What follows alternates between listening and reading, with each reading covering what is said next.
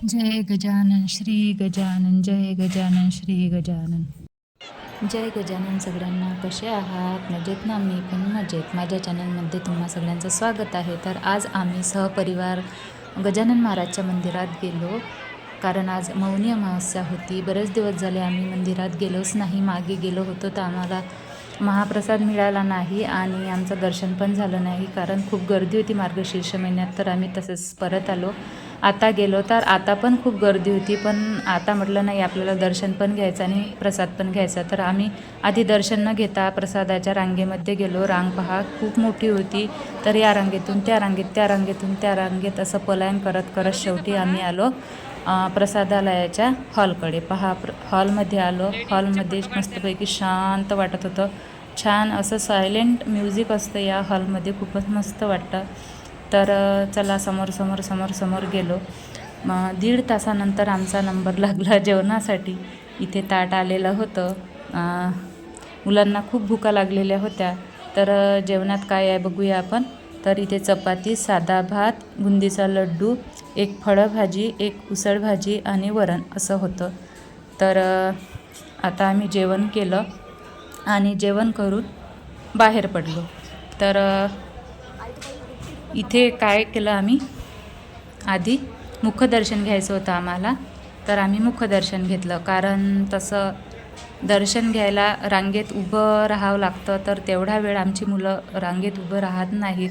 2-2, 3-3 तास राहावं लागतं रांगेत उभं. तर मुलं नाही राहत एवढा वेळ, म्हणून आम्ही मुखदर्शन घेतलं आणि समाधी दर्शन घेतलं, म्हणजे गादीचं दर्शन घेतलं.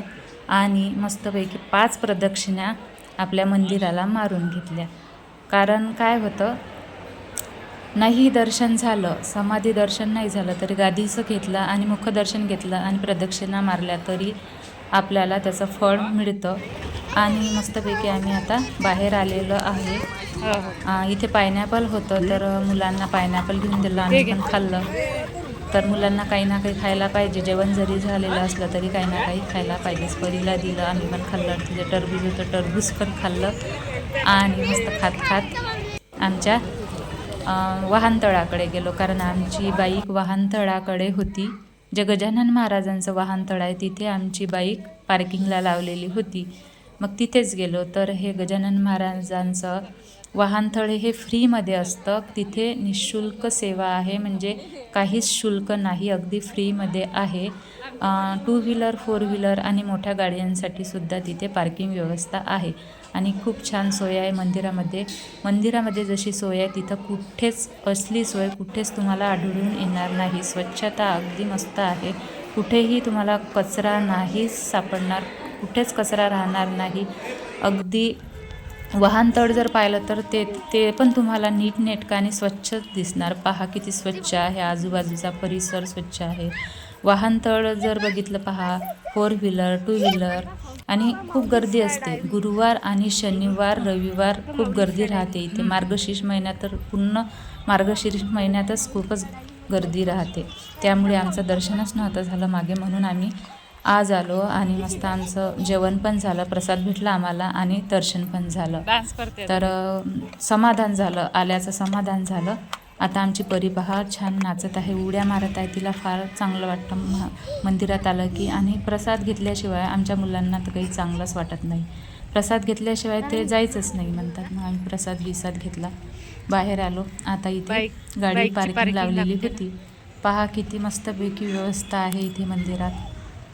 4 व्हीलर, 2 व्हीलर सगळ्या गाड्यांसाठी व्यवस्था आहे. अगदी नीटनेटका आणि स्वच्छ परिसर असतो मंदिराचा.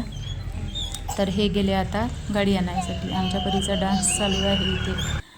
आता आम्ही घरी जाणार आहोत. तर तुम्हाला कसा वाटला व्हिडिओ कमेंट करून नक्की सांगा. लाईक शेअर करा आणि चॅनलवर नवीन असाल तर सबस्क्राईब करायला विसरू नका. भेटूया अशा एखाद्या छानशा छोट्याशा व्हिडिओमध्ये. तोपर्यंत बाय बाय.